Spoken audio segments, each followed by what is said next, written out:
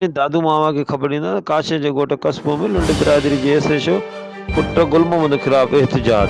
हफ़ीज़ लुंड, इमाम दीन लुंड, बखर लुंड ऐं ॿियनि एहतजाज कंदे मीडिया हाणे ॿुधायो त असांजे मुख़ालिफ़ धुर मंज़ूर लुंड, निसार लुंड, साईं दाद लुंड जहिड़े जो कूड़ो इल्ज़ाम हणी रहिया आहिनि।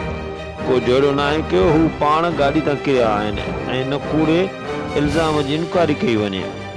मुखालिफ़नि असांजे मथां पहिरियां बि कूड़ियूं एफआईआरूं कटराई चुकिया आहिनि।